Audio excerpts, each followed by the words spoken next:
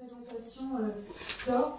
Alors, quand on a conçu et réfléchi à cette journée, on s'est dit la première partie sera vraiment consacrée à la compréhension de l'impact des images, de penser même les images. Est-ce que nous sommes capables ou pas capables de les penser? Effectivement, la conférence de Sophie GL faisait le lien justement sur cette violence des images et puis sur les stratégies de travail émotionnel dont tu parles extrêmement bien, qu'on doit soutenir chez les adolescents.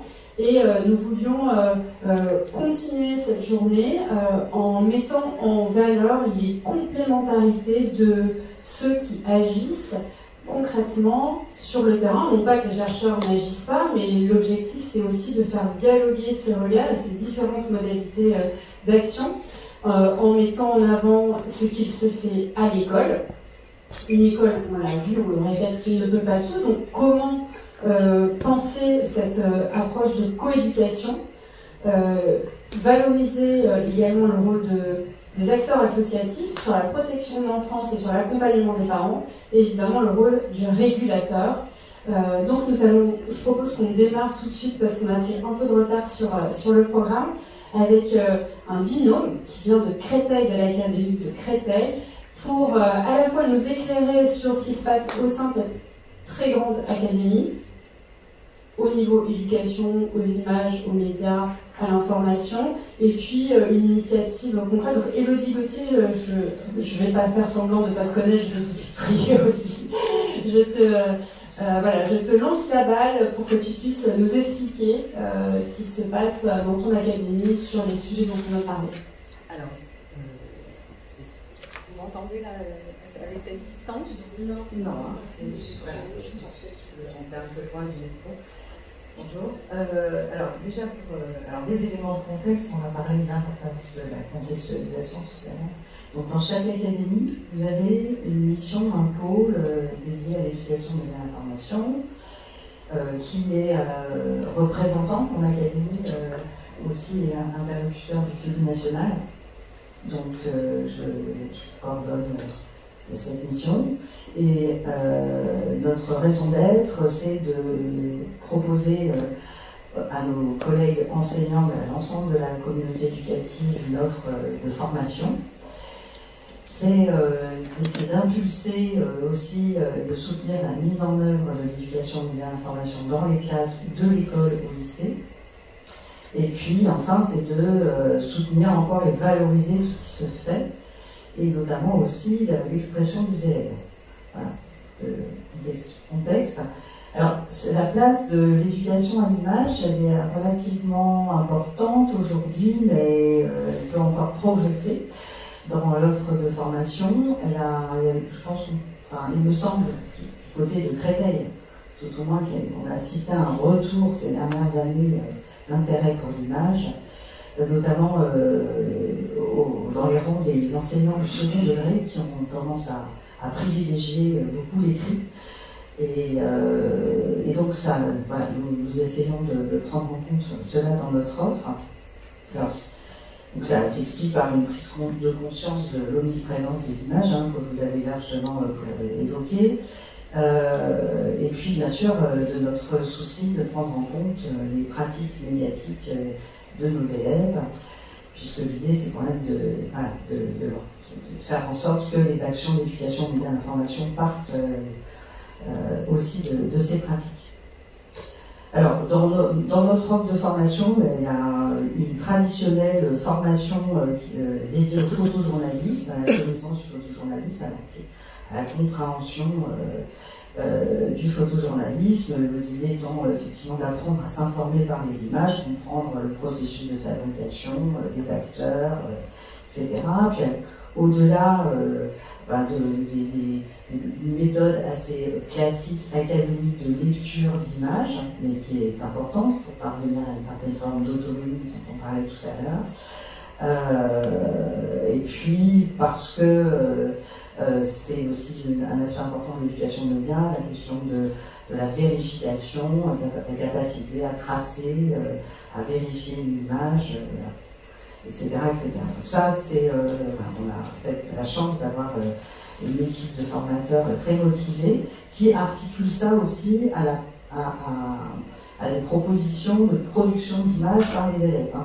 On a aussi cette tradition, hein, on mixe toujours voilà, des apports relativement académiques, théoriques, des éléments pour comprendre, mais aussi des expériences pratiques.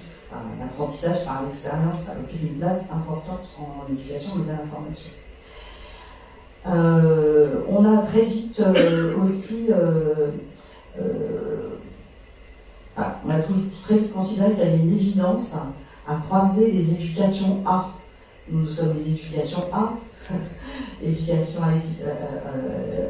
à l'information et aux médias, mais il y en a d'autres, notamment il y a une éducation à l'égalité, l'éducation à la citoyenneté, et on a parmi les missions académiques aussi une mission dédiée à l'égalité filles-garçons, à la lutte contre les discriminations. Et ensemble, on a élaboré un certain nombre de formations qui ont été l'occasion de construire des partenariats. Il y a déjà quelques années, on a commencé à travailler dès 2017 avec l'ARCOM, en se disant que voilà, il y a des ressources très très intéressantes, notamment un certain nombre de rapports sur la place des femmes dans les médias, des données à exploiter, et qui peuvent être une base de travail avec les élèves, un baromètre de la diversité, enfin, voilà, des matériaux. Donc, et puis, chemin faisant, ça aboutit à une convention, ça aboutit aussi à la production de ressources pédagogiques, alors qui commencent à dater un peu, peut-être qu'on les réactualisera, mais qui sont quand même toujours intéressantes, me semble-t-il. Je vous ai mis les 3 entrées sur lesquelles on avait travaillé avec l'ARCOM, la représentation de la société française et la lutte contre les discriminations. On est sur la question de la diversité, la représentation de la diversité, l'inclusion, et puis la présence des femmes dans les médias, et puis plus largement la question de la liberté d'expression. Voilà. Bon, ensuite, on a aussi la possibilité de répondre à des demandes, et les demandes sont croissantes du côté du premier degré, des écoles, qui portent sur l'éducation à l'image et l'éducation aux écrans. Donc, c'est souvent articulé. Et puis, puisque là, c'est aussi ce qui est à l'origine de cette journée, nous aussi, nous tenons à faire le lien avec la recherche, puisqu'on a vraiment besoin de la recherche pour alimenter nourrir notre travail dans le cadre de la formation, mais aussi, évidemment, pour alimenter ce qui se passe dans les classes. Et donc, dans ce contexte-là, on a pu faire en sorte que participent des équipes éducatives à la privacy. On s'est engagé dans le GTNU, FINU qu'évoquait à l'instant Sophie. Et en fait, ces approches, elles sont vraiment intéressantes et, il me semble-t-il, complémentaires de l'approche plus académique qu'on peut avoir dans l'éducation à l'image, dans la mesure où, effectivement, elles s'intéressent à la question de la réception et du travail en réception. Donc, c'est effectivement la question des stratégies qui ont été évoquées face aux images violentes, sexuelles et plus largement, finalement, au discours de haine.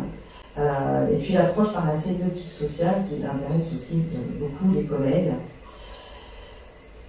Et on fait un petit pas de côté, parce que la tradition en France nous a un petit peu amené à travailler presque exclusivement sur les contenus d'information, d'actualité. Et là, dans le cadre de cette recherche, on fait un petit pas de côté en commençant à nous intéresser au contenu de fiction, notamment au contenu sériel.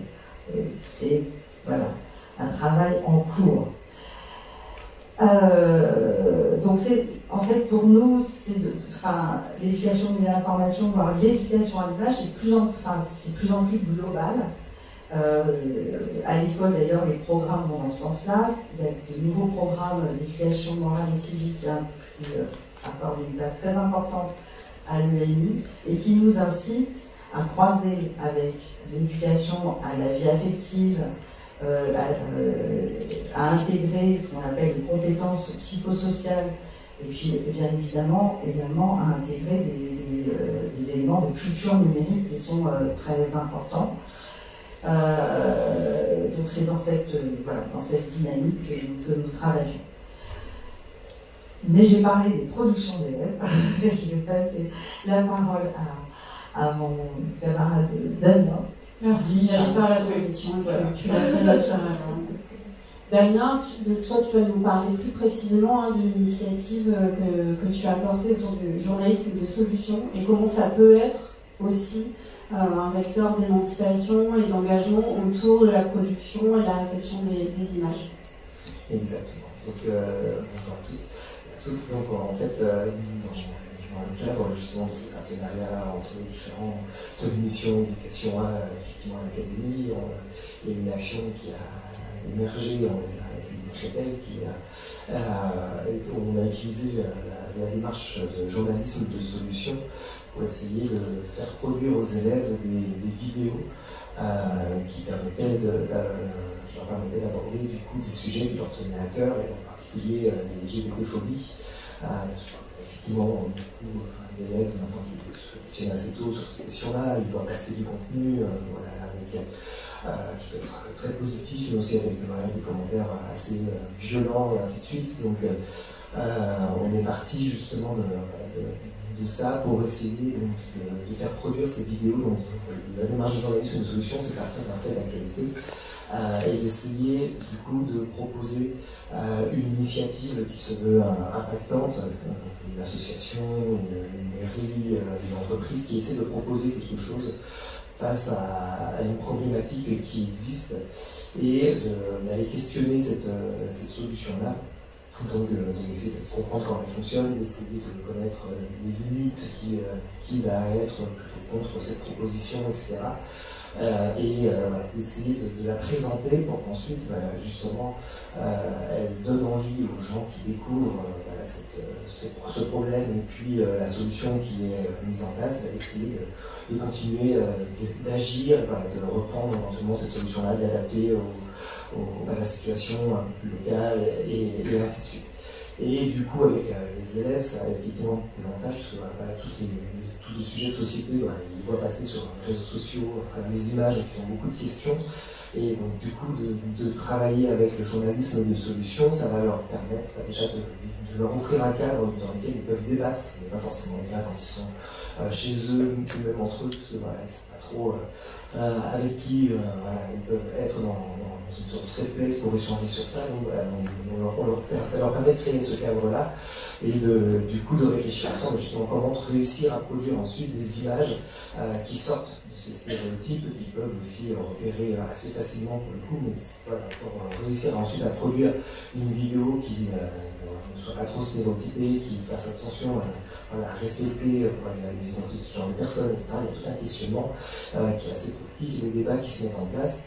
Et dans le cadre du journalisme de solution, il faut aller aussi rencontrer les associations, les personnes qui mettent en place ces solutions. Et ces échanges sont aussi très valorisants pour les élèves parce que justement ils vont échanger. Là, je vais prendre un exemple de LGBT-phobie, donc ils imaginaient beaucoup un profil assez classique par rapport aux influenceurs ou aux influenceuses qu'ils pouvaient voir. Et en fait, dans les interviews d'associations qu'ils avaient eux-mêmes trouvées, ils se rendent compte qu'il y avait une personne âgée qui en fait était là dans l'association parce que c'était sa fille qui était homosexuelle et qui du coup militait maintenant ouvertement pour faire avancer les droits et ainsi de suite, et donc qui prouvait son amour, etc. à sa fille à travers ça, donc ça s'est marqué. Et puis avec une autre association, du coup c'était un travailleur social qui était venu et du coup qui n'avait pas du tout le profil qu'ils avaient l'habitude de voir, donc c'est vrai que ça avait beaucoup fait réfléchir aux influenceurs, influenceuses qu'ils avaient l'habitude de suivre, etc. et de questionner un peu justement ces images-là. Voilà. Merci beaucoup, et ce que tu dis c'est assez passionnant et ça renvoie aussi à ce que disait la journaliste tout à l'heure, c'est-à-dire que pour elle la meilleure arme pour se prémunir contre la désinformation c'est peut-être aussi le dialogue, et dans ce dialogue rendu possible par ces actions pédagogiques, parce que les jeunes finalement au-delà de la question des images s'engagent, vont rencontrer, sortent de l'école et deviennent aussi en fait un peu aussi acteurs de ce dialogue, et c'est peut-être aussi la meilleure façon de nous protéger de cette surpuissance ou de ce surpouvoir des images, c'est d'entretenir et chérir ce lien que vous faites à travers la formation des enseignants, puisque la formation, un rappel, formation aussi en présentiel, et merci à nouveau Elodie d'avoir présenté toutes les actions de l'Académie Créteil, les ressources et les projets. Mais on l'a dit, on l'a vu, l'école, tout ne peut pas reposer sur ses épaules, et évidemment, vous, enseignants, formateurs, référents académiques, vous faites déjà beaucoup. Et je vais passer la parole à Isabelle Cordonès pour que tu puisses nous partager aussi une réflexion qu'on mène au CLEMI, mais que tu mènes aussi au-delà, sur l'enjeu de la coéducation. On appelle coéducation donc cette favoriser en fait les partenariats entre l'école, les familles, les acteurs associatifs. Donc comment, pourquoi et quel levier ça peut être aussi pour accompagner au mieux les enfants et penser cette continuité justement entre cette violence des images qu'ils peuvent rencontrer à la maison, puis à l'école, puis à la maison. Ah ouais, je pense que c'est important aussi d'avoir peut-être un petit peu un point de vue historique et de voir qu'en éducation, médias et information, pendant très longtemps, le rôle des parents a été un impensé institutionnel. Et si on regarde la vie du CLEMI, plus de 40 ans, un peu plus que 40 ans, moi, mais le CLEMI a déjà de l'âge, et ben ces 30 premières années, la problématique des parents, de la parentalité était très peu abordée, quasiment pas. Et aujourd'hui, parce qu'on a une omniprésence aussi des médias, des écrans, on parlait de l'éducation aux écrans aussi, dans la salle de classe, dans la cour de récréation, parce que la pause numérique elle est loin d'être générale, ce qu'il faut voir c'est que, ok, on fait attention à ce que les jeunes n'utilisent pas leur téléphone portable en classe, mais dans beaucoup de lycées, dans la cour, voilà, premier réflexe, on sort le téléphone. Et de voir que ces médias sont dans la classe, ils sont maintenant évidemment à la maison, puisque la plupart des foyers sont désormais hyper connectés, même dans les milieux sociaux défavorisés. Et donc la coéducation, en effet, aux médias, aux écrans, aux images, elle devient en fait indispensable. Et maintenant, l'institution la pense. Et moi, je suis aussi formatrice en INSPE, donc mes étudiants sont des futurs professeurs des écoles, des professeurs de collège et de lycée. Maintenant, on aborde la question de la parentalité, et notamment de la parentalité numérique.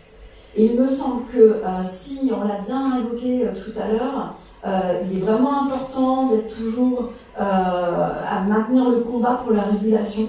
Et je pense qu'en Europe, on y tient beaucoup, ça c'est formidable. Mais aujourd'hui, on voit que cette régulation, elle est quand même très faillible. Donc, notre arme, aujourd'hui, pour contrer cette régulation qui reste parfois faible, c'est évidemment l'éducation, et l'école ne s'en sortira pas toute seule.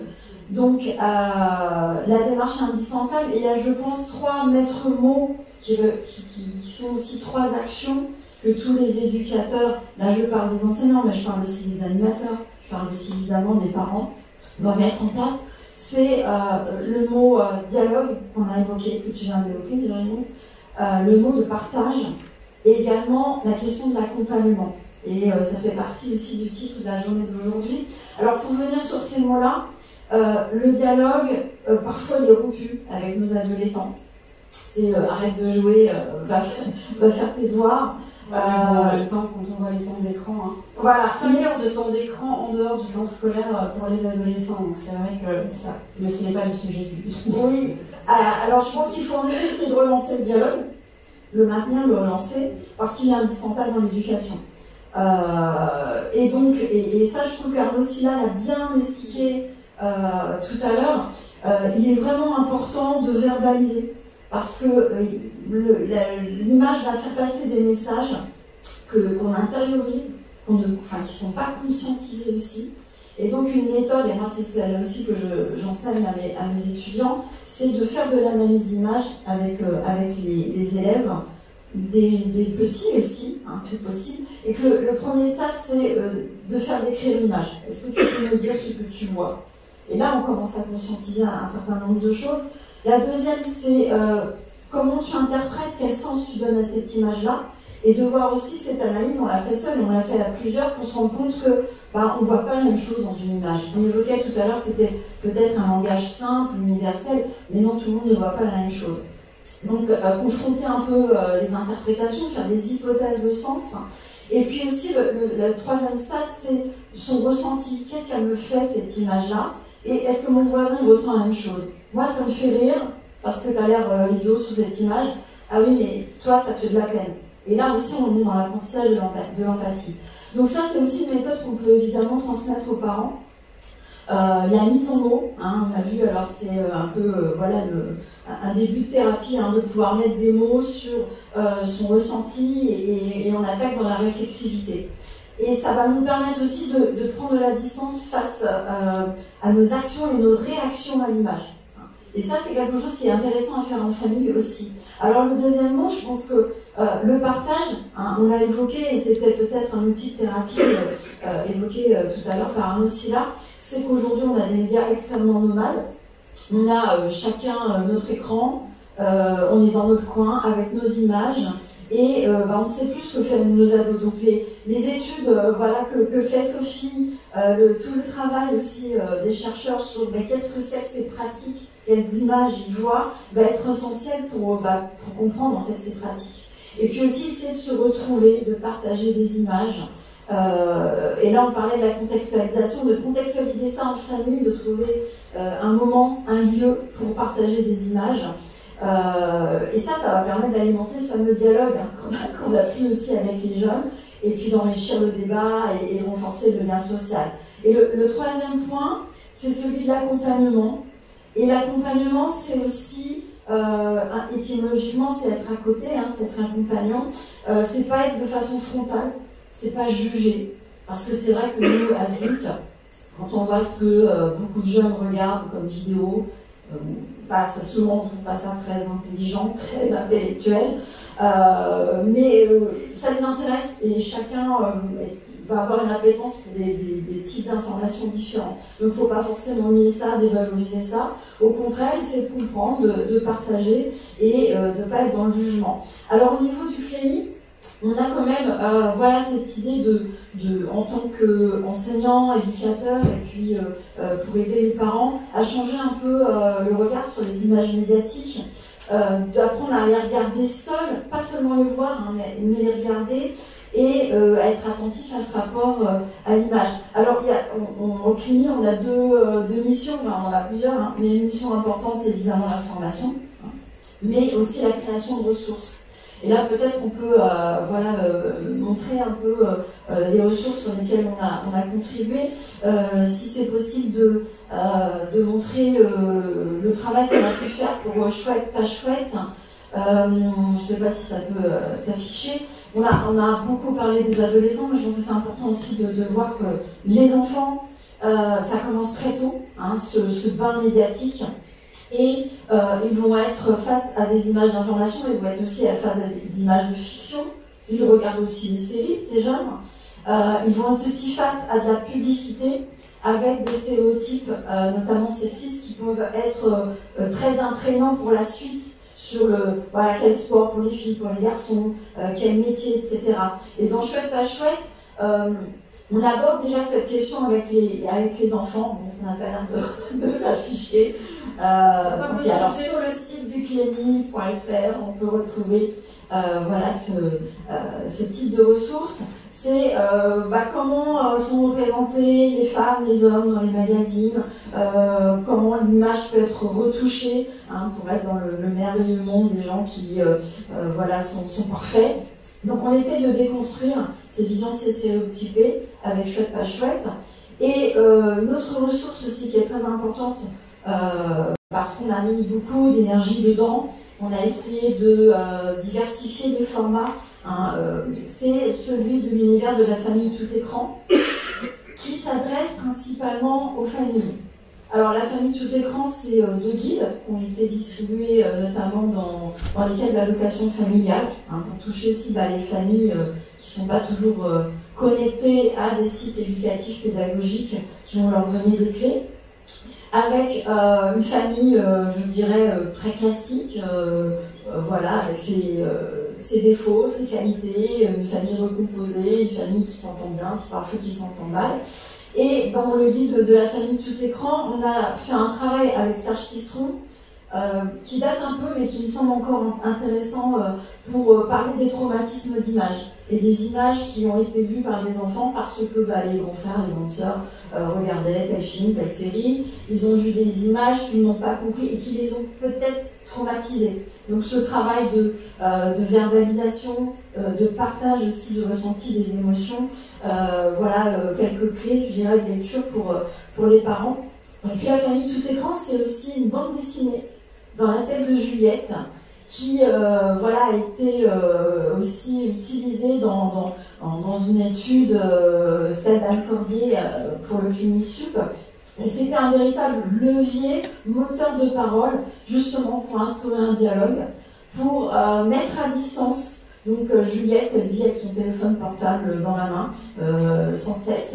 Il est voilà, intégré, comme beaucoup d'ados, mais pas que, hein, les adultes aussi. Et bah, cette jeune fille, elle a une vie voilà, très classique, elle a peur de perdre son téléphone, elle a peur aussi de l'image qu'elle va avoir sur les réseaux, les commentaires, les likes. Là aussi, j'avais quelques diapos à vous montrer par rapport à cette ressource. Et ça peut être un très bon partage sur une ressource qui n'est pas une ressource trop compliquée. On a vu le succès des bandes dessinées, on en parlait, donc c'est vrai qu'à la bande dessinée, on rentre dedans plus facilement, ça peut se partager. Et puis on peut parler de la vie de Juliette, et puis parler de sa vie en fait à soi, sans rentrer directement dans les difficultés, les traumatismes d'image que l'adolescent peut avoir. Donc ça, c'est le travail du Clémy, de faire des ressources maintenant qui peuvent toujours s'adresser aux enseignants, parce que La famille tout écran a eu un succès fou auprès de la communauté enseignante, hein, qui s'est aussi emparée de cette ressource.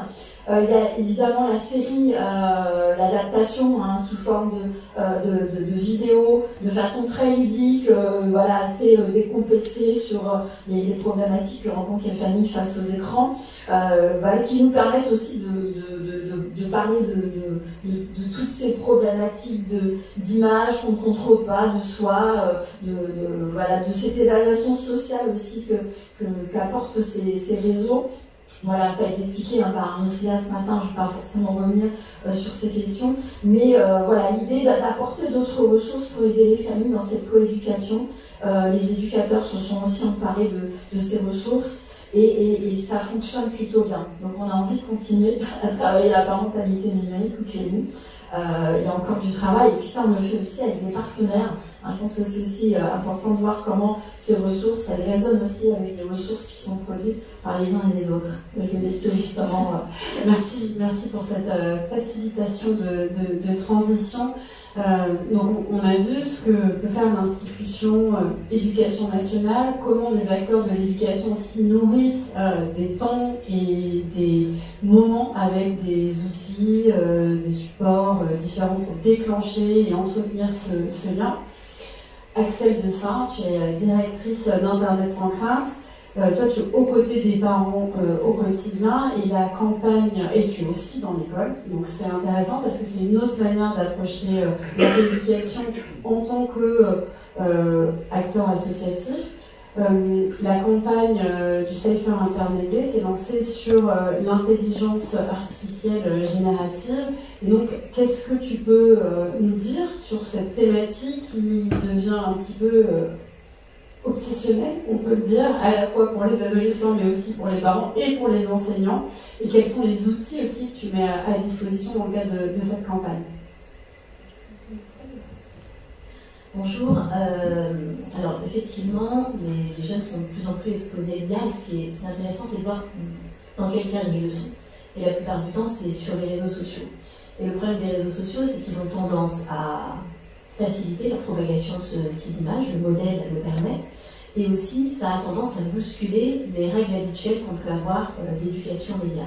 Alors pourquoi ça les propage? Parce que les algorithmes des réseaux sociaux, pour nous rendre captifs, ont tendance à nous pousser des contenus qui sont captifs, et les contenus générés par l'IA sont soit très récréatifs ou dans de la manipulation, et donc vont être susceptibles d'attirer notre attention ou de susciter de l'engagement. Donc ils vont être davantage poussés. En plus, sur un réseau social vont circuler un certain nombre de contenus, on va se mélanger du vrai et du faux, et ce qu'on peut voir au niveau de l'IA, et ce qui peut être assez perturbant pour les jeunes, c'est qu'on va avoir des contenus plutôt récréatifs où c'est évident que c'est l'IA. On est dans l'image voilà, avec des couleurs saturées, de la lumière voilà, qui est absolument pas réaliste, qui vont être de plus en plus mélangés à des contenus extrêmement réels. On voit aussi que sur certains réseaux sociaux, on voit ce qui se passe sur X depuis le rachat d'Elon Musk, on voit les annonces de Meta, on va quand même vers un recul de la modération, du fact-checking, où il va falloir se reposer finalement sur nous-mêmes, encore plus pour aiguiser son esprit critique. Et là où c'est plus difficile aussi d'avoir un regard vigilant sur ce contenu, c'est que les modèles des réseaux sociaux, ces dernières années, on est de plus en plus sur des contenus très courts, de plus en plus courts, très rapides, qui n'a justement pas le temps de se poser, d'avoir le temps de regarder, de se dire est-ce que c'est vrai, est-ce que c'est faux, qui poste ça et pourquoi. Donc ça c'est un problème. Et ce que je trouve aussi problématique, c'est qu'on avait tendance à donner quand même des repères aux enfants par rapport à l'éducation média, donc de s'appuyer sur des médias officiels, sur des sites institutionnels, des sites gouvernementaux. Et aujourd'hui, et notamment avec l'IA, on voit qu'il y a des faux médias qui jouent aux vrais médias, c'est-à-dire qui reprennent exactement les codes des médias traditionnels sur les réseaux sociaux et qui ont tendance à diffuser ce genre de contenu pour plutôt de la manipulation. Et malheureusement, on voit là que les chefs d'État, sur des sites de chefs d'État ou d'État officiels, sont capables de propager ce type de contenu. Donc ça rend hyper difficile le fait d'avoir ce type de regard. Donc c'est pour ça que pour le Safer Internet Day, on a choisi de mettre ce sujet là. Quelques mots sur Safer Internet Day, c'est une journée mondiale pour un Internet plus sûr dédié à la protection des mineurs. On organise en France, en consortium avec mes collègues du Safer Internet France, donc il y a Samuel avec moi du 3018 et puis également Point de Contact. L'idée c'est vraiment mettre l'accent sur l'importance d'éduquer les jeunes au numérique. Et dans ce cadre-là, on a créé effectivement des nouveaux outils cette année. Donc si je peux zapper, justement pour pouvoir en parler à l'école comme à la maison. Alors tous nos outils sur Internet sans crainte, si vous ne connaissez pas, sont des outils gratuits. On a plus de 200 ressources d'éducation numérique sur notre plateforme. Et on a créé en fait deux grandes séries de parcours. Une pour les enfants, qu'on a découpé en fait en 3 parcours thématiques sur l'IA et la sécurité numérique. Un sur ce que je vois en ligne, vraiment pour être capable justement de reconnaître les images générées par l'IA, quelles sont les techniques. Et ce qu'on va surtout leur montrer, c'est comment utiliser des outils d'image inversée pour pouvoir vérifier l'information et montrer qu'on ne peut plus se fier uniquement à l'observation, parce que les IA sont de plus en plus réelles. Un sur ce que je dis en ligne, pour se rendre compte aussi que dans les échanges en ligne, sur le cyberharcèlement notamment, et Samuel va en parler je crois tout à l'heure, l'IA, en manipulant l'image, peut renforcer ça, mais aussi peut-être que l'IA peut favoriser, enfin en tout cas aider à lutter aussi contre le cyberharcèlement, repérer les paroles et les comportements haineux. Et enfin un 3e parcours, ce que je partage en ligne pour se rendre compte très tôt quand même que l'IA se nourrit de données et potentiellement de nos données personnelles et qu'il faut être particulièrement vigilant quand on est enfant et utilisateur pour protéger aussi ces données dans ce cadre-là. Donc ça c'est pour les plus jeunes. Et pour les plus grands, on a fait, vous voyez qu'il y a des enfants parce qu'on travaille toujours avec des panels jeunes, toutes nos ressources on les travaille avec des jeunes, donc ces ressources ont été créées aussi avec les enfants et les adolescents, et on a fait un parcours pour le collège-lycée. Et ça peut être aussi utilisé à la maison en famille avec 3 axes, être en ligne, bien être en ligne et savoir être en ligne. Et là, on trouvait très intéressant, on a travaillé avec un groupe de jeunes du début à la fin. On a travaillé en fait sur des scénarios qu'ils ont imaginés, qui projettent les jeunes dans des situations proches de leur quotidien, où ils vont être confrontés justement à l'utilisation d'intelligence artificielle, et parfois de manière positive, de manière négative, justement, ils vont devoir faire des choix. Et vous voyez en fait que tout le contenu, les images ont été générées par l'IA. En fait, on a formé ces jeunes aux IA génératives. Ça nous semblait important quand on fait l'éducation à l'IA. Et je pense que c'est une clé aussi aujourd'hui de faire utiliser les IA génératives, de faire créer des images, parce que c'est une bonne manière de se rendre compte comment on fait du faux, comment on peut faire du faux très facilement et de manière très réaliste. Donc voilà, on a ces parcours-là. Et pour les familles, mais aussi pour les médiations, pour les médiateurs, Bien. Non, mais pas de souci. Voilà, on a créé un escape game. Alors, on a une série Internet sans crainte qui s'appelle Vincebou, qui est une série qu'on utilise depuis longtemps, qui vise plutôt les enfants pour parler des grands enjeux de société, mais aussi d'éducation au numérique. Donc là, on a créé un outil qui est simplement à imprimer, à télécharger et à imprimer, où Vincebou sont enfermés dans une Et le but du jeu, c'est d'en sortir. Et pour en sortir, il faut formuler un prompt. Donc, c'est consigne qu'on donne aux IA génératives pour avoir une réponse. Et ce prompt, il est composé de 8 mots. Et ces 8 mots, on va les trouver en répondant à des questions, en relevant des défis. Et c'est l'occasion de commencer à parler d'IA ensemble, de débattre sur des enjeux éthiques, de responsabilité. Vous allez voir, les questions ne sont pas évidentes, elles font discuter. Donc voilà, c'est une manière de... Je ne sais plus ce que j'ai mis après, j'ai mis autre chose, mais c'est déjà pas mal, je vous le dis. Voilà, donc c'est des outils qu'on a à disposition pour pouvoir commencer à sensibiliser par les IA. Et on a fait effectivement ce lien avec la citoyenneté numérique, parce qu'on a bien conscience que pour les enseignants, pour les parents, ces sujets d'IA, ils peuvent être un petit peu lointains, ils ne sont pas forcément utilisateurs. Or, on sait déjà que les adolescents, déjà comme des chiffres, sur les 18-25 ans, qui sont plus de 70% et puis des IA génératives, c'est à peu près pareil sur les adolescents du lycée. Donc, faire le lien avec la citoyenneté numérique, c'est faire le lien avec des sujets de sensibilisation qui sont déjà connus et montrer en fait que l'IA, ce n'est pas un nouveau sujet d'éducation numérique, c'est déjà présent dans tous nos usages. Et la dernière chose, c'est que, voilà, à l'occasion du CFA intermédiaire, on a fait un webinaire dont le replay est disponible, qui s'appelle l'IA et nos enfants, culture ensemble, où on aborde justement c'est quoi l'IA, où est-ce que c'est dans le quotidien des jeunes, comment parler avec les enfants. Et bien, vous avez remarqué, j'ai parlé que d'IA et pas d'intelligence artificielle.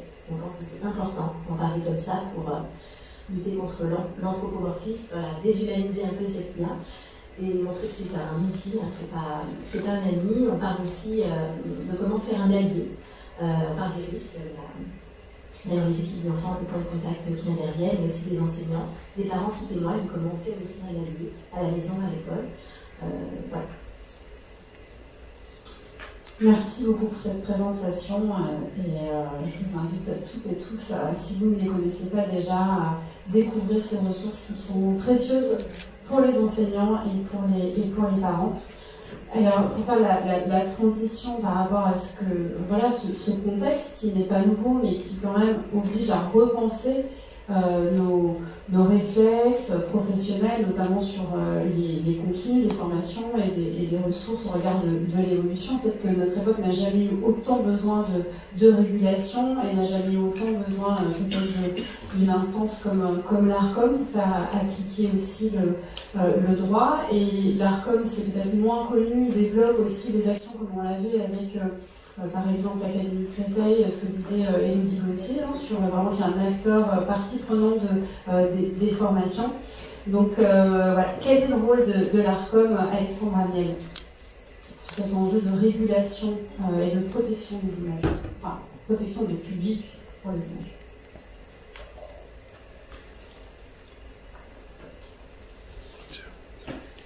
Bonjour à tous et toutes. Merci beaucoup. Merci de cette invitation. Donc, je travaille dans le service de l'ARCOM. J'ai un département qui traite de protection du public, effectivement, c'est-à-dire la protection des mineurs que nous avons aujourd'hui, avec ce rapport à l'image, mais également la protection des consommateurs et tout ce qui est pratique publicitaire. Donc, vraiment deux casquettes, la jeunesse d'un côté, la publicité de l'autre, et des sujets qui se retrouvent régulièrement dans les services de l'ARCOM, qui est le régulateur audiovisuel et numérique, avec une autorité publique indépendante.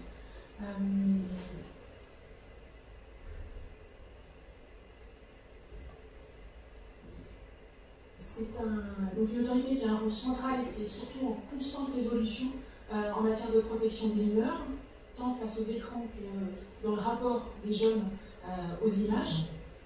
C'est une protection qui va concerner tant les contenus consommés que les usages des écrans et qui se traduit par des actions de nature assez différentes. Donc des actions de nature différente, des actions de régulation classiques, hein, c'est intervenir auprès de TF1, M6 ou France 2 quand un mineur n'a pas été correctement protégé, hein, quand il regarde une émission, quand il participe au cinéma, il n'est pas seulement consommateur de ces images, il peut être acteur. C'est aussi des actions, des outils de sensibilisation et d'accompagnement, j'y reviendrai.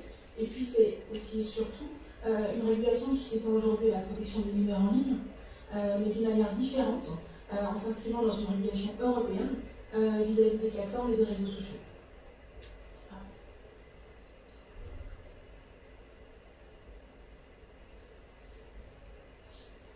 Donc ce rôle du régulateur, il est déjà sur les usages.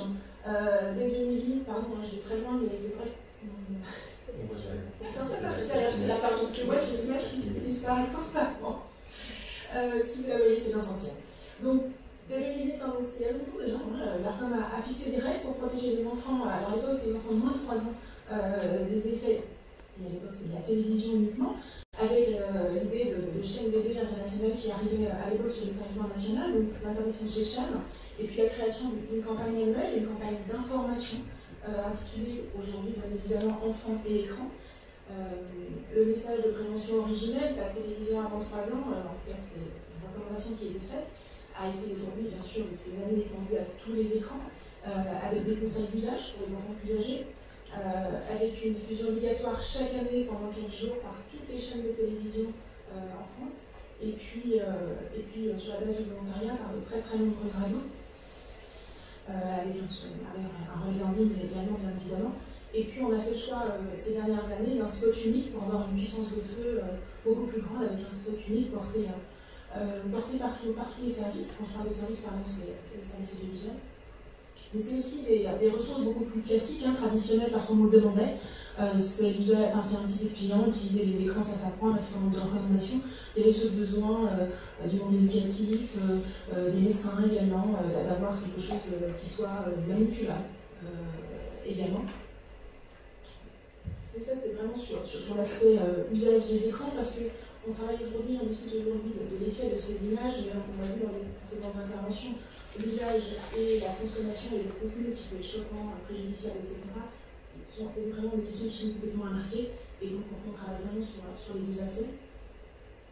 Mais je viens en contenu. Donc un rôle de l'ARCOM également sur les contenus, ça c'est des choses qui sont probablement beaucoup plus classiques, avec un système de classification des programmes audiovisuels, avec une signalétique jeunesse. Donc ça, vous savez, c'est des conseillers de 10 ans, 12 ans, 16 ans, 18 ans que vous connaissez. Ça a été prévu en 2005 pour la télévision, ça a été étendu dès 2011 à la vidéo à la demande. L'objectif là, en espèce, c'est de protéger les mineurs contre leur exposition à des contenus qui leur sont inappropriés, choquants, violents, perturbants. C'est également comme action une campagne annuelle de sensibilisation à la signalétique jeunesse qui est régulièrement renouvelée. La dernière date de 2022. Cette fois-ci, on a souhaité faire porter les messages par des jeunes non comédiens qui s'exprimaient spontanément sur leur ressenti face à des contenus qui peuvent les choquer, heurter leur sensibilité ou nuire à leur épanouissement. Avec 3 problématiques abordées dans cette campagne. Les images violentes sur les écrans, tous les écrans. Avec la mise en scène d'enfants âgés entre 8 à 10 ans, l'incidence de certains contenus sur l'image et l'estime de soi, avec des jeunes filles âgées de 11 à 13 ans, et des contenus pornographiques avec des adolescents, enfin mise en scène d'adolescents, pas mise en scène justement, puisque c'est eux qui s'expriment, avec des adolescents de 14 à 16 ans. On n'a pas écrit une livre, c'est vraiment eux, c'est leurs paroles. On a beaucoup échangé avec eux, le réalisateur également, mais c'est leurs paroles spontanément que vous voyez dans ces spots. Alors, c'est 3 spots télé. C'est un spot radio des tutoriels. C'est une campagne qui est diffusée chaque année sur toutes les antennes, à compter du 20 novembre, et pour un minima 3 semaines, et ça va se prolonger jusqu'à la fin de l'année chaque année. Donc l'idée là, comme rôle, comme action, c'est vraiment une diffusion massive à destination du grand public, qui est permise par la puissance de feu des télévisions, mais aussi tous les services à la demande, et puis un très fort relais par les radios également, et par les acteurs. Et donc là, le rôle de l'ARCOM, c'est vraiment de porter un message d'information et de prévention. Avec cette capacité d'une exposition aux meilleurs horaires, en écran publicitaire, en campagne partie soirée, et notamment. On voit que, alors même que là on parle de campagne signalétique, on a tenté de faire un pas de côté, au-delà du périmètre juridique initial de cette campagne et de l'exercice habituel, puisqu'on a été parlé d'images et d'estime de soi pour les jeunes filles, donc on pense surtout à l'usage des réseaux sociaux, la mise en scène, c'est ce que vous voyez sur la slide, c'est aussi la pornographie qui sert de présenter la télé de façon extrêmement encadrée et limitée, et qui est accessible très librement.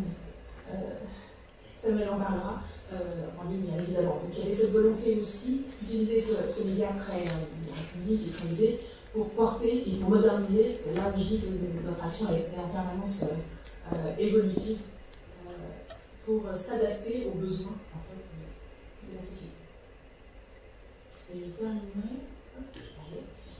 par également un recours à un comité d'experts du jeune public qui est pluridisciplinaire, qui est extrêmement précieux pour accompagner les réflexions de l'ARCOM et lui apporter des visions de terrain, des expertises sur les sujets, des enjeux et des enjeux liés à la protection des mineurs. Alors il est composé de différents acteurs, des pédiatres, psychologues, chercheurs, des représentants institutionnels, des défenseurs des enfants parmi nos experts, des représentants associatifs, mais aussi des professionnels sur l'animation, la création pour la jeunesse, du jeu vidéo. Et on a intégré en 2024 également une directrice d'école élémentaire parce qu'il me semblait que ça manquait en fait dans le comité, on avait ce besoin de ce regard de l'école et des enseignants, et également une ancienne professeure des écoles. Donc il nous accompagne sur tous les sujets qui traitent à la protection de l'enfance et du jeune public, plus globalement à l'ARCOM. Et donc pour conclure, quelques réflexions finales. Vous l'aurez compris, les actions de l'ARCOM en matière de protection des mineurs, elles sont de nature différente, elles sont autant purement régulatoires que de sensibilisation, avec des défis techniques et juridiques qui sont de plus en plus grands aujourd'hui, qui s'inscrivent dans une action européenne, face à des acteurs qui sont complètement internationaux. En tout cas, on essaie de régulièrement spécialiser et mettre à jour en s'appuyant sur l'expertise de spécialistes de terrain et de la recherche, ça nous semble indispensable. C'est un dialogue permanent. Il me semble que la question du rapport des jeunes aux images et aux écrans, elle doit s'asseoir sur des données, pardon, j'ai l'enfance des portes ouvertes, mais je vais le dire de temps en temps, avec des données solides, non contestées. Il faut avoir une dimension générale, positive, c'est important sur l'ensemble et l'accompagnement, et puis être une action qui doit être raisonnable et cohérente. En tout cas, nous on fait beaucoup d'humilité. On n'est pas des experts, on écoute les experts et on cherche à diffuser au grand public un certain nombre d'informations, de conseils, avec beaucoup d'humilité et en essayant de s'adapter aux connaissances et à l'évolution du secteur. En tout cas, on essaye de faire se rencontrer et échanger les acteurs audiovisuels, qui sont les habituels et classiques, les acteurs numériques, avec qui on travaille au quotidien, les parents.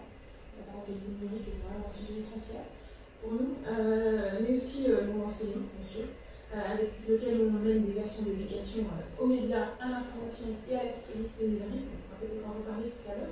Partenariat, mais également avec la création de ressources. Et puis, il ne faut pas oublier les principaux concernés quand même, les jeunes et les parents. On vient par exemple à la fin de l'année dernière de mener une étude avec l'IFOP sur l'exposition des mineurs au contenu inapproprié. Et on a fait notamment un focus sur l'impact média. Donc ça, c'est des études et des résultats d'études que vous pouvez retrouver sur le site de l'ARCOM.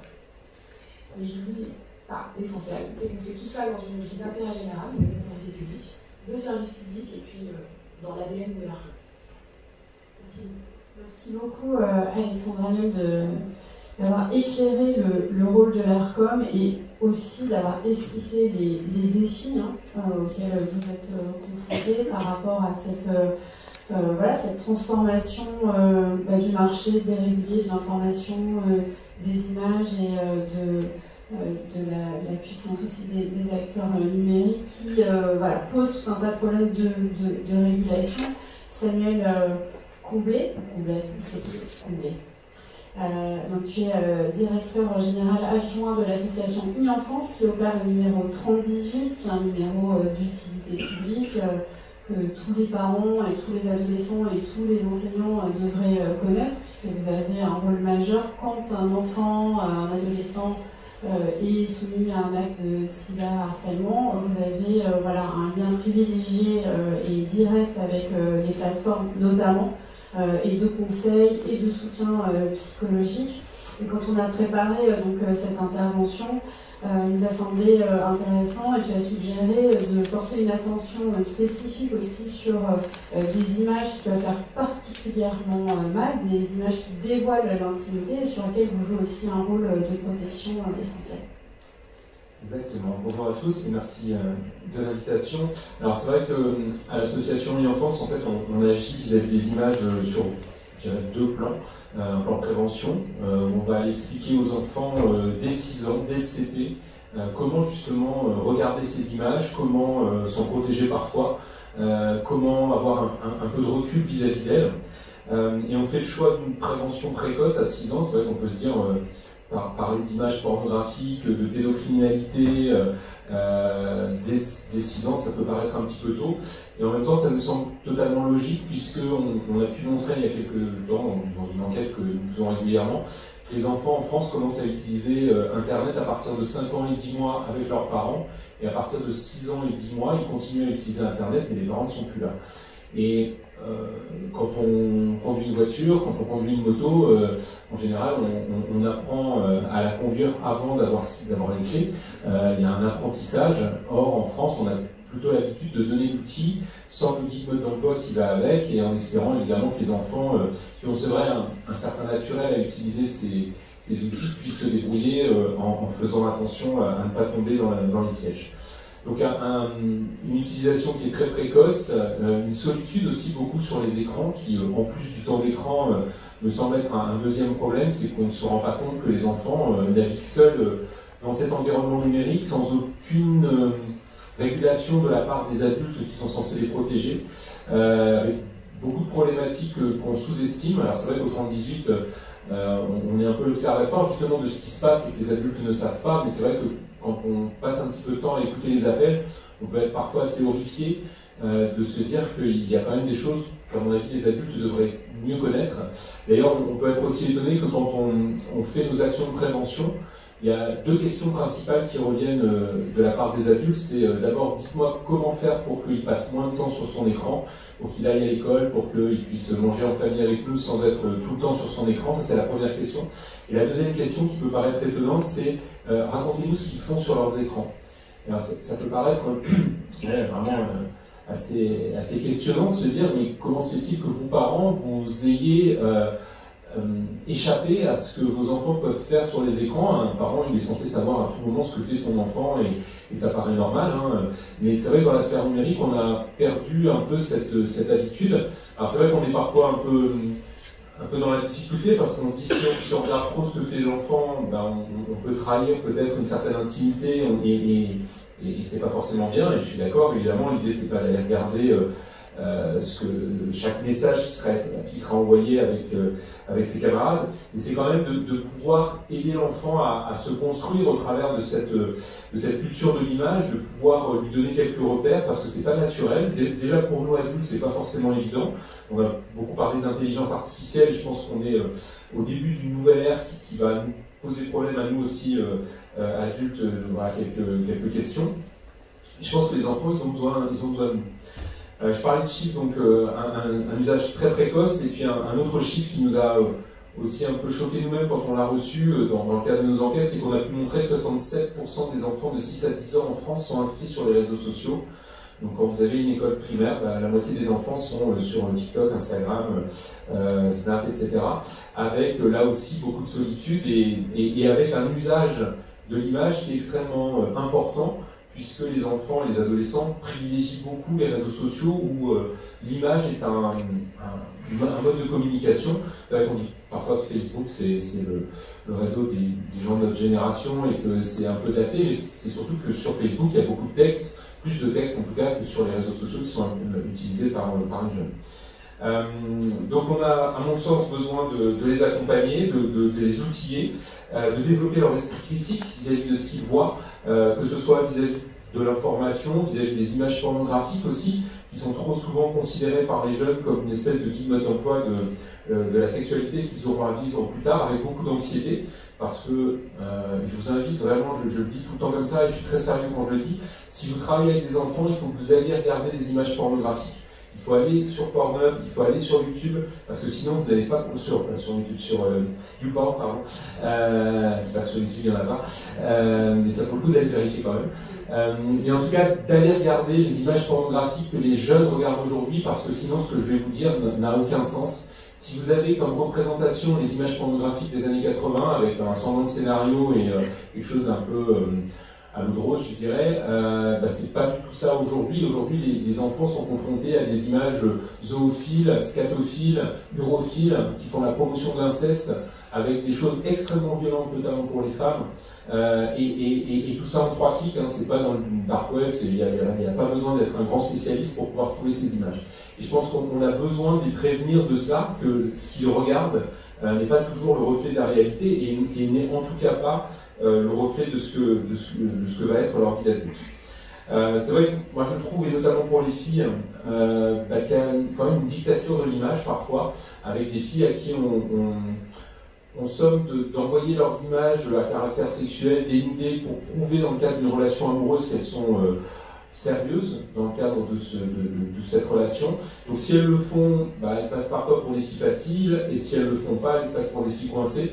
Et on entend souvent ça au 30-18, il y a une espèce de piège en fait dans lequel elles sont mises. Les garçons peuvent avoir aussi d'autres problématiques, mais je trouve que être une fille en 2025, en particulier au milieu du collège, il faut quand même manier l'image, et l'image de soi notamment, avec une certaine dextérité et avec une prudence, parce que ça peut parfois vite nous échapper et conduire notamment au harcèlement, mais aussi à d'autres problématiques.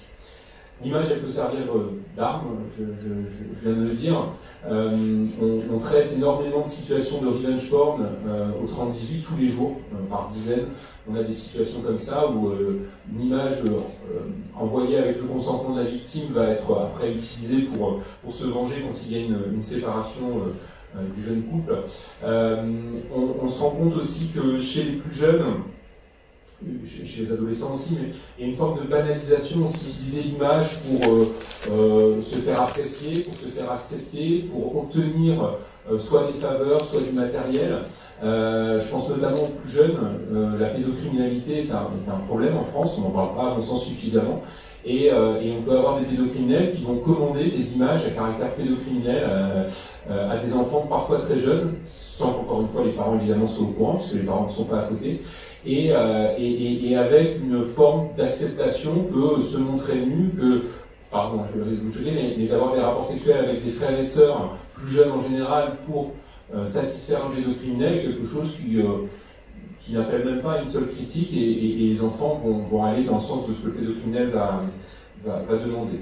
Et sur les images à caractère sexuel des adolescents, c'est vrai qu'on peut parfois aussi être étonné de la façon, la facilité, et la rapidité avec laquelle parfois les jeunes se laissent convaincre qu'on peut envoyer des images à son petit copain, parfois à des inconnus, et que quelque chose de tout à fait naturel se fait de cette façon-là.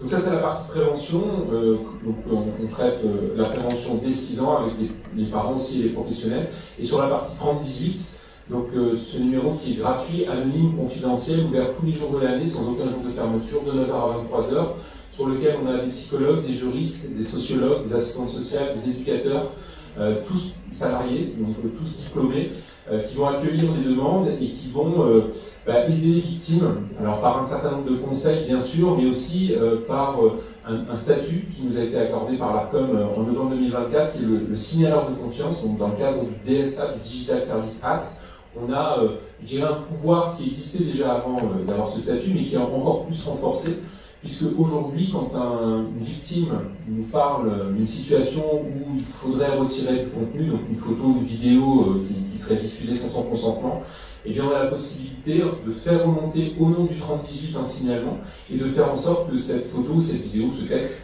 soit retiré parfois en quelques minutes ou en quelques heures grand maximum. Alors c'est vrai que ce n'est pas un numéro qui est suffisamment connu, alors qu'on a une vraie capacité d'action, c'est un numéro qui est gratuit, donc il faudrait qu'il soit plus connu. J'ai ramené des affiches si vous voulez en mettre dans les structures où vous travaillez, ce serait avec plaisir que je vous les laisserai. Je suis parti un peu léger en plus, c'est marrant. En tout cas, voilà, donc le 30-18 est vraiment au service de la population. L'image est très présente dans nos échanges parce que aujourd'hui, encore une fois, les jeunes communiquent grâce à ce moyen. Les parents sont aussi beaucoup demandeurs de réponses à leurs questions, de pouvoir être guidés, de pouvoir savoir aussi comment accompagner leurs jeunes. Je dirais que ceux qui nous appellent, c'est ceux qui me rassurent pas forcément le plus. Ce qui m'inquiète le plus, c'est ceux qui n'appellent pas justement et qui n'accompagnent pas leurs enfants dans ce chemin et de la découverte de l'utilisation d'images et notamment aussi d'images artificielles. C'est vrai qu'on commence à avoir les premiers cas de deepfake, de deep nude, comme on dit aujourd'hui, donc des photos qui n'ont rien de réel, avec des jeunes qui sont déjà beaucoup dans la confusion et très bouleversés quand c'est des images des vraies images, et quand il s'agit de fausses images. C'est extrêmement bouleversant pour une jeune fille, en général c'est des filles qui sont victimes, parce qu'il y a ce qu'on appelle les troubles de la mémoire induite, c'est-à-dire qu'on ne sait plus si en fait c'est vrai, si c'est vraiment nous ou pas, et on a vraiment une forme de confusion, mais vraiment assez vertigineuse pour les jeunes, et c'est difficile pour eux de récupérer une forme d'assise dans la réalité, parce que on va leur faire croire qu'en fait ce qu'elles voient, c'est peut-être quelque chose qu'elles ont fait, et il va y avoir toujours une forme d'ambiguïté, avec évidemment beaucoup d'anxiété, avec de la part de l'auteur, un vrai piège qui est tendu à ces jeunes filles et qui peut être extrêmement difficile à gérer. Voilà, je vais terminer parce que je crois que le temps passe. Juste vous dire, allez regarder un dernier site. Je vous en parle ici parce que le 3018 fait partie d'un réseau européen et tous les autres pays européens ont mis en avant ce site faisait parler de lui dans les autres pays. C'est un site qui s'appelle Watch People Die. Je ne sais pas si vous en avez entendu parler. C'est un site atroce. Pour y être allé moi-même, je peux vous dire que tu connais. Ouais. Et je vous invite à y aller parce que c'est pareil, c'est comme pour la pornographie. Si nous, en tant qu'adultes, on se fait une fausse représentation de ce que regardent nos enfants et de ce à quoi ils ont accès, en fait, on ne les aide pas vraiment. Watch People Die, c'est des vidéos avec des situations avec des gens qui meurent vraiment. Donc c'est du terrorisme, des gens avec des accidents du travail, qui sont décapités, des gens qui se suicident en direct, et tout ça est directement accessible en 3 clics. C'est atroce, vraiment.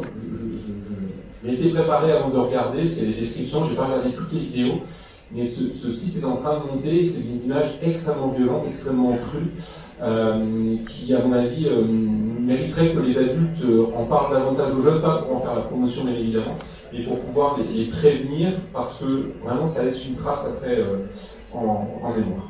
Voilà. On imagine bien le traumatisme qui était aussi évoqué par Sophie Girel. Alors, au CLI, nous, on ne vous invitera pas à consulter des sites pornographiques et ultra-violents pour vous sentir proche de vos enfants, même si j'entends bien ce que dit Samuel Combier, la nécessité parfois de se confronter à la réalité de la violence de ces images. Mais je pense que ce qui va tous nous réunir en revanche, c'est et là où on est tous d'accord, et merci infiniment pour vos éclairages qui montrent aussi la diversité des actions et leur complémentarité partout de là où vous êtes. Et merci pour votre engagement. Et ce qu'on peut retenir, c'est évidemment la question du lien, de l'entretien, du lien et du dialogue et la curiosité pour ce que nos enfants font dès le plus jeune âge.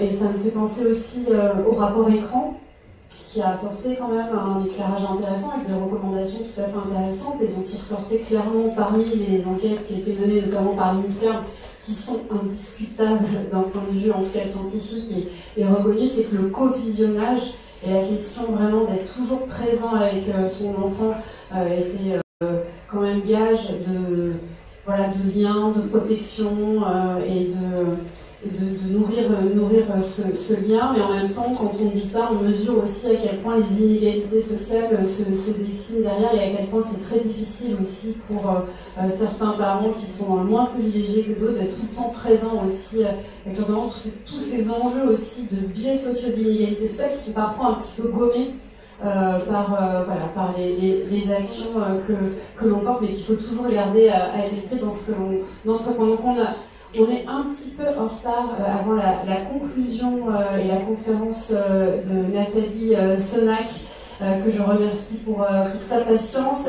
On peut peut-être prendre une question ou deux avant de passer à la conclusion de cette journée. Merci. Merci à tous, en tout cas, et à toutes.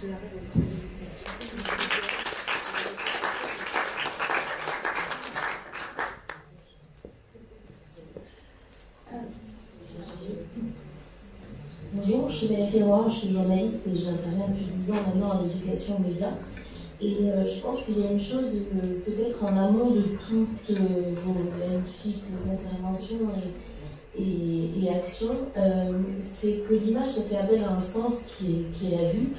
Et moi, quand j'interviens sur l'image, justement, c'est essayer de faire prendre conscience aux jeunes que la vue, c'est un réflexe. Saint Thomas disait je ne crois que ce que je vois, Et ben, en fait, c'est un réflexe naturel de l'être humain. Si vous traversez la route et que vous entendez un bruit, automatiquement, votre tête va se tourner vers ce danger pour l'évaluer. Et c'est ce réflexe-là qui est vraiment important parce que c'est ce qui nous fait croire que ce qu'on voit est vrai. Et moi, je fais un test un peu rigolo, ludique, avec les jeunes ou avec les adultes. Je fais 10 questions, vrai ou faux, sans image.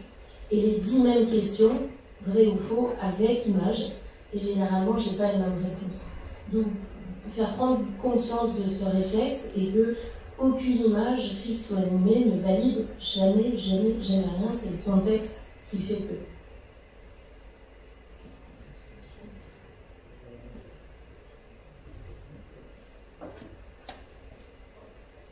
Personne ne souhaite réagir. Le contexte qui fait le lien avec ce qu'exposait André Günther, qui a 2 sièges en dessous de vous tout à l'heure.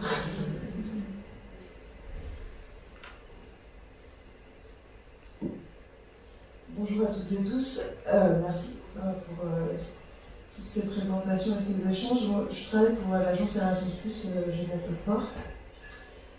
Nous avons la volonté de développer, de favoriser l'émergence de projets qui traitent la question du bien-être numérique. Donc c'est très large. Et dans notre contexte, les jeunes, c'est de 13 à 30 ans. Donc potentiellement avec des problématiques assez différentes. Et moi, ce qui m'avait attiré là, pour venir aujourd'hui, c'est le pluriel dans l'éducation, dans le titre de ce colloque. Et on a parlé de coéducation, on a parlé d'école, on a parlé de parents, et on a finalement peu parlé d'éducation populaire. Pourtant, j'ai bien vu CNEA et la Ligue de l'enseignement présents dans les partenaires de recherche cités. Donc ma question c'était, selon vous, quelle est et quelle devrait être la place de l'éducation populaire pour traiter de ces sujets avec des méthodes d'éducation non formelles? Votre question s'adresse à quelqu'un en particulier? Merci pour cette question parce que c'est clé, c'est d'acteurs. En tout cas, nous, à Internet sans crainte, on fait des outils clés en main et on n'intervient pas dans les classes. Par contre, on a développé un réseau d'ambassadeurs Internet sans crainte et c'est essentiellement des structures d'éducation populaire.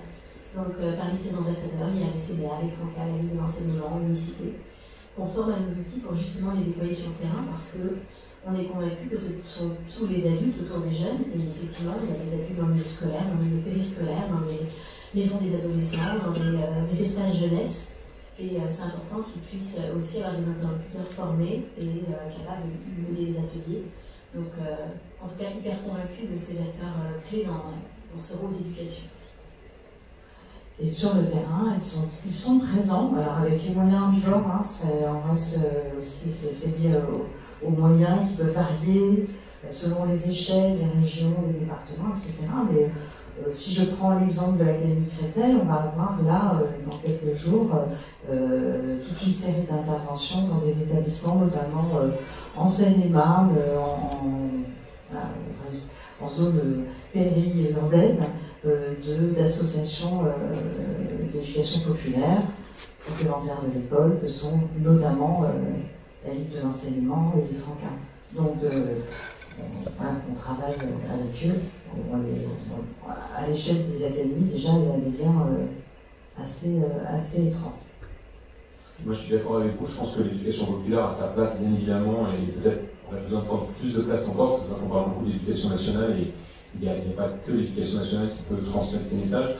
Pour à mon sens, 2 raisons. D'abord, parce que l'éducation populaire elle est aussi confrontée à ces problèmes d'image, et dans les ACM notamment, on sent qu'il y a des problèmes aussi qui existent, et qu'il n'y a pas de raison que ça échappe, parce que c'est les mêmes enfants, ils sont juste dans un cadre différent. Et puis je pense que l'éducation populaire, elle peut aussi permettre de toucher des enfants qui ne sont pas forcément tous scolaires. Quand on vient avec un PowerPoint et qu'on décrit toutes ces problématiques, nous-mêmes, on a conscience quand on le fait au nom de l'e-enfance que tous les enfants ne vont pas forcément récupérer l'information, vont pas forcément réagir comme on l'attendrait. Par contre, quand on le fait dans un cadre plus ludique, sportif, avec des jeux d'équipe, des critères, etc., bah, voilà, on va être touché. Et je pense que c'est ces enfants aussi à qui on a besoin de s'adresser. Donc, moi, je suis complètement convaincu. Et nous, on travaille aussi de plus en plus avec le monde du sport, avec le monde des loisirs, parce que voilà, c'est aussi un champ qu'il faut investiguer pour faire en sorte que tous les enfants puissent être sensibilisés.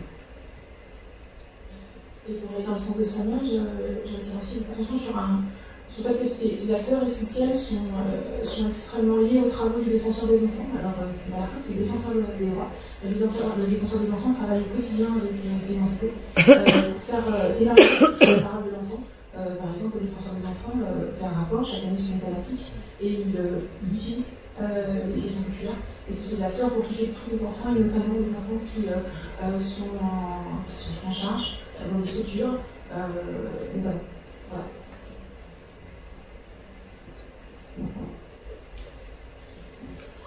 Merci beaucoup.